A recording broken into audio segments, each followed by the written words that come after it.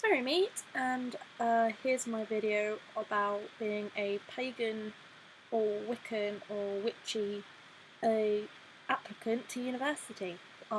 As you guys all know, I'm applying for university this year.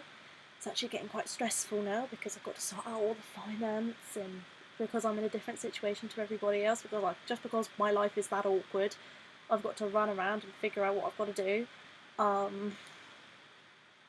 So yeah, I'm going to obviously talk a bit about my experience and then give you some advice. If you're watching this, you might well be either someone who is about to start college or university, normally university. You happen to be a neo-pagan or follow a spiritual path along this sort of length, like you might be a witch, you might be a Wiccan, you might be a pagan, you might be a druid, you know, the list, and the massive umbrella goes on. And then you're thinking, right, and that dreaded day comes where you sit on UCAS in England and you're like, ah crap, I'm going to uni. And as soon as you click that send button to send all your applications off, you know that your life is going to change. It felt like that for me.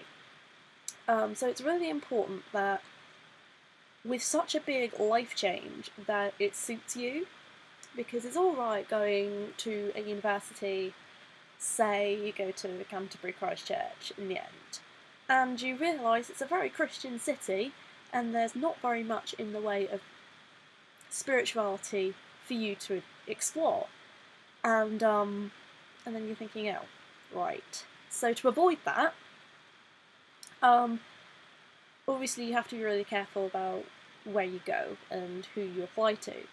And my experiences was that I had to do a lot of digging around, I had to do lots of research, I had to look up a load of things, and went from there. So here are some tips.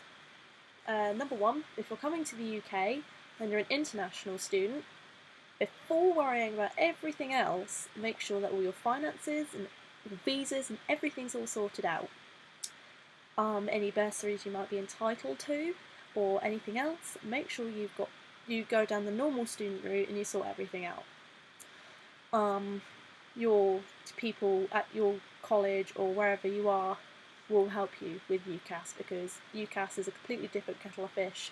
Because I know in America you have to physically apply to places yourself, you don't have a organisation to do it for you like we do over here. If you're a British person, then yeah, you should by now have signed on to UCAS, you should have applied. By now, if you're going to university, I know it's now February, so near towards the deadlines for accepting. So yeah, so before you press the application button, I would have assumed that by now you would know what your university offers. You would know about your course, and you'd know about your campus, and you would know about the nightlife. Obviously, a major part of university life is the social side. But one thing that I think a person with any religion should focus on as well is they should look out for a religious organisation or society that you can deal with, that you can go to and you can sort of have your own community there. Because considering that, in my case, I'm going to be leaving Hampshire well behind to go to university, which means that, yeah, I'm going to be on my own, and I'm going to be far away from my friends and the people I call my family. So I'm going to need a family up there. And because I'm lucky enough to be a pagan or a witch, I know that there ought to be something there for me. So a majorly important thing to do is to look at their clubs and societies on their student union website to make sure that obviously that you're catered for. You do get some really weird societies. I think there was a Ukrainian Jewish society at one university. I think another one was I'm trying to think. I think there was something like a Christian group for the French and stuff like that. And I'm thinking, those are so niched. So if you're going to get the Ukrainian Jewish society, then you definitely ought to be getting a neo-pagan or Wiccan community as a society. Do bear in mind that sometimes they won't be called the Pagan Society or the Wiccan Society or whatever. They might well be called like the Alternative Spirituality or the Spiritual Society, because they're a lump of people that don't fit in all the normal religious societies and so all clump up into one. So you need to really, really dig. And if not, inquire if you want. You can actually email them anytime. Many student unions will be more than happy to help.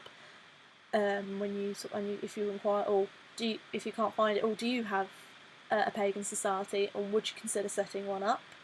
And then they obviously let them respond. And obviously the type of response might also swing your decision about whether you go to that uni or not. And then obviously when you've applied and everything's all great, look around the towns, sort of thing. Find out what their suppliers are. So sort of, if you're one of those people that uses a lot of supplies when casting the spells, then you're going to need to know where your nearest witchy shop is. I wouldn't think that there is actually one in where I want to go. I'm probably going to end up having to go out to Bristol to find that sort of thing.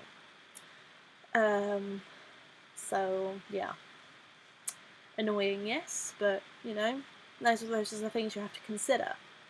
And then also you need to then think, what's more important? Is my spirituality at university uber important, or is it something that I can sort of put to the wayside if I really, really want to study there? Because you might get a fantastic university that's got the perfect degree, the perfect everything, except that there is hardly any way of looking after your spirituality. And then that's when you need to decide, sort of, is this university really for me? And that's where you should find out whether they've got a chaplain. The strange thing is, these days, in England, a chaplain does not just look after Christians. They look after all faiths, because they are trained to look after everybody. Be it someone who doesn't have a faith, or someone who does. Or if they're agnostic, or any kind of spiritual advice, the chaplain is there to look after you. There might be a team of chaplains, so maybe one or two. This is something you need to look into, and it's something that's really important, because not only that, but the chaplain will be able to advise you when you get to university and you go up to them and say, look, I'm a pagan, I'm a Wiccan, what do you know about this community in the area I'm going to be studying in for the next few years?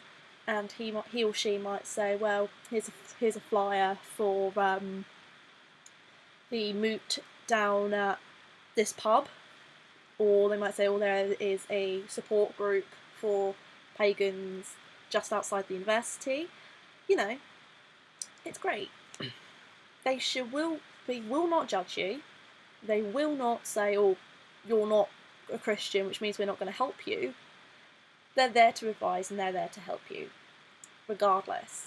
Yeah, they may be primarily Christian, hence the name chaplain, but they're there to support you with all religions. It's the same sort of with Muslims. You now get a prayer room for girls and boys in certain unis. That's something that a Muslim would have to look into. And in a pagan's case, you know, they need to look out for places for pagans to go. Maybe you pick your campus, like, for a reason like me. I'm picking the campus that I like because it's so full of nature. You walk through it and it's just lovely land and trees everywhere. Whilst in the university that my fiance wants to go to, it's full of sort of city and what have you. It's slap bang in the middle of Winchester.